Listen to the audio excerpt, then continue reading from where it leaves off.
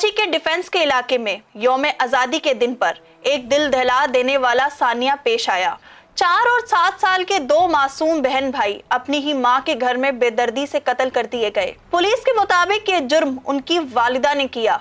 एक ऐसा वाकया जो ज़हनी सेहत, बच्चों की तहवील की कशमकश और उनकी हिफाजत जैसे अहम सवालात को जन्म देता है। आइए नाजरीन, मजीद तफसीलात जानते हैं शाहिद सकलैन की रिपोर्ट से। दरख्शां थाने को कराची में डिफेंस फेज 6 खयाबान मुजाहिद गली नंबर 10 से एक कॉल आती है और ये बताया जाता है कि इस बंगले में 2 कम सिन बच्चों की लाशें पड़ी हैं। पुलिस उसके बाद जाए वकुआ पे पहुंच जाती है और पुलिस ये बताती है कि जी हम जब जाए वकुआ पे पहुंचते हैं तो उस बंगले के एक पोर्शन में वॉशरूम से इन 2 बच्चों की लाशें मिलती हैं। इन बच्चों को गर्दन पर और बाकी जिस्म के हिस्सों पर छुरी के वार करके कत्ल कर दिया गया होता है।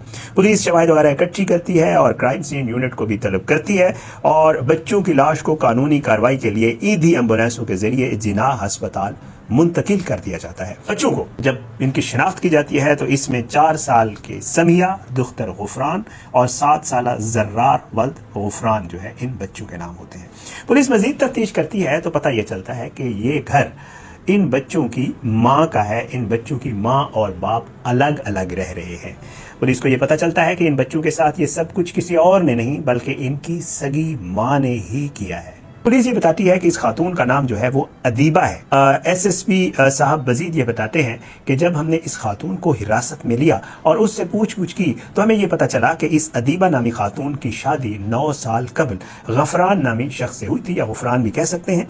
और कहा यह गया कि जी इस खातून की जो है शादी वो कुछ अरसा चली जिस दौरान इसके ये तकरीबन 8-9 साल जारी बात है शादी चली। कुछ अर्सा कबल ये तकरीबन साल नहीं हुआ इनकी तलाक हुई। तो कहते हैं कि जी इनकी शादी चली जिसमें इनके 2 बच्चे जो है वो हो गए।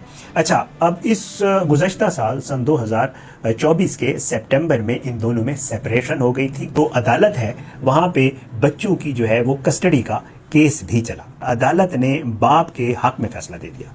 अदालत ने कहा कि जी बच्चे जो है वो बाप के पास रहेंगे, लेकिन बाप ये जरूर करेगा कि वो कभी कभार जब माँ ने मिलना होगा बच्चों से तो बच्चों को माँ के पास जरूर भेजेगा। ये अदालत ने शर्त लगा दी।